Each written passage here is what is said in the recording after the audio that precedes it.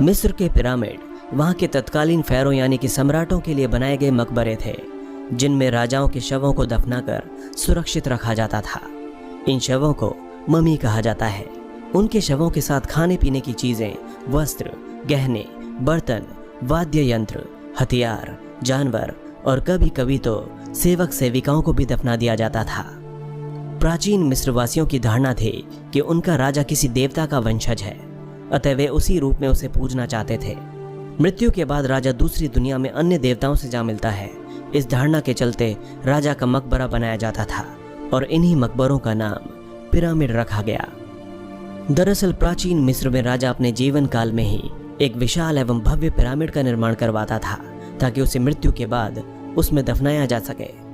ये पिरामिड त्रिभुजाकार होते थे और इन्हें बड़ी बड़ी चट्टानों को काट कर बनाया जाता था। इन पिरामिडों में केवल राजा ही नहीं बल्कि रानियों के शव भी दफनाए जाते थे। दफनाने से पहले उनके शवों को एक लेप लगाकर संरक्षित किया जाता था। यही नहीं, शव के साथ अनेक कीमती वस्तुएं भी दफन की जाती थीं। चोर लुटेरे इन कीमती वस्तुओं को चुरा कर ना ले जा सकें, इसीलिए पिरामिडों की संरचना बहुत ही जटिल रखी जाती थी। आमतौर पर शवों को दफनाने का कक्ष पिरामिड के केंद्र में होता था।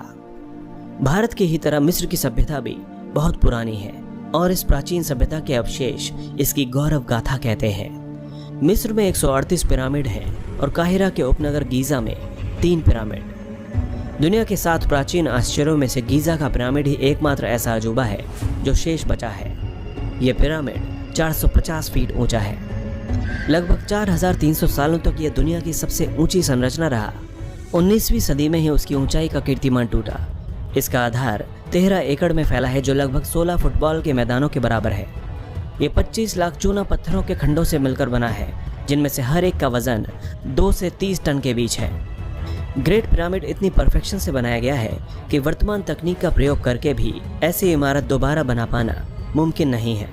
रिसर्च से पता चलता है कि ग्रेट पिरामिड का निर्माण 2560 ईसा पूर्व में मिस्र के शासक खुफू ने करवाया था। इसे बनाने में लगभग 23 साल लग गए थे। त्रिकोण आकार में बनाए गए पिरामिडों की संरचना का सबसे मुख्य हिस्सा उनका ऊपरी भाग होता है। ये ऊपरी भाग, जिसे कैपस्टोन या टॉप स्टोन कहा जाता है, इतना आवश्यक या महत्वपूर्ण होता है कि इसे सोने या फिर बेशकीमती पत्थरों से बनाया जाता था। लेकिन ग्रेट पिरामिड के ऊपर का कैपस्टोन कहाँ गया, इस राज का खुलासा आज तक नहीं हो पाया। पिरामिड बनाना आसान नहीं था। मिस्रवासियों को इस कला में दक्ष होने में काफ़ी समय लगा। विशाल योजना बनाकर नील नदी को पार करके बड़े बड़े पत्थर लाने पड़ते थे। पिरामिड बनाने में काफ़ी मजदूरों की आवश्यकता होती थी।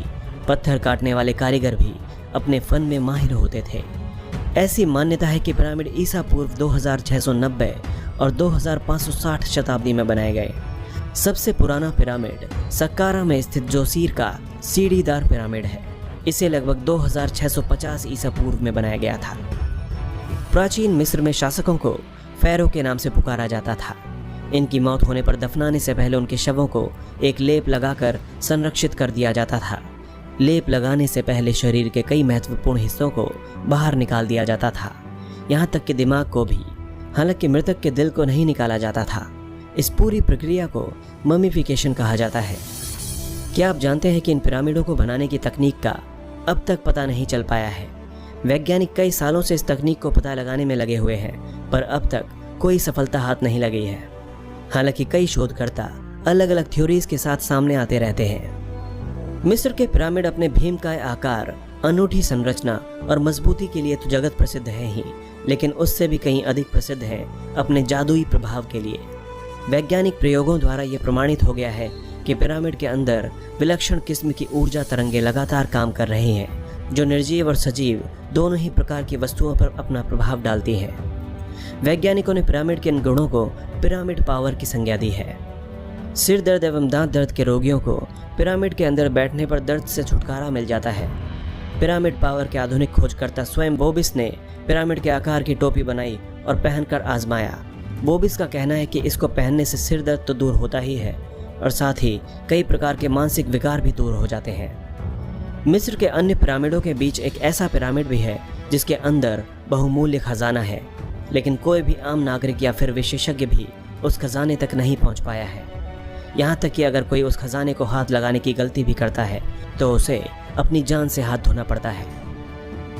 मिस्र के राजा का यह खजाना बहुत बड़ा है। कहते हैं कि इस खजाने में इतना धन है कि मिस्र के नागरिकों की आने वाली 5 पुश्तें इसे मनचाहे ढंग से उड़ाएं तो भी इस खजाने का कुछ भाग बच जाएगा।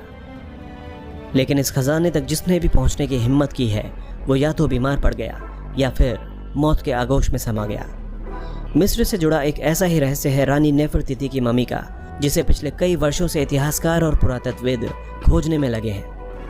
ये लापता मम्मी मिस्र की उस खूबसूरत रानी नेफरतिति की है जिसकी मूर्ति तो जर्मन पुरातत्वविदों द्वारा 1912 में खोज ली गई थी, लेकिन उसकी मम्मी आज तक किसी को नहीं मिल पाई।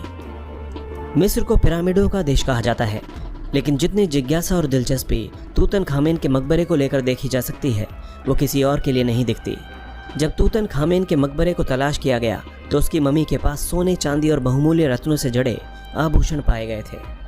रिसर्च में पता चला कि तूतनखामेन की उम्र मात्र 9 वर्ष थी जब वो सम्राट बना था और 19 साल की उम्र में उसकी मृत्यु भी हो गई। ये उन चंद सम्राटों में से एक था जिसे मिस्रवासी देवता मानते थे। ग्रेट पिरामिड में पत्थरों का प्रयोग इस प्रकार किया गया है कि इसके भीतर का तापमान हमेशा स्थिर और पृथ्वी के औसत तापमान 20 डिग्री सेल्सियस के बराबर रहता है। पिरामिड को गणित की जन्म कुंडली भी कहा जाता है, जिससे भविष्य की गणना की जा सकती है।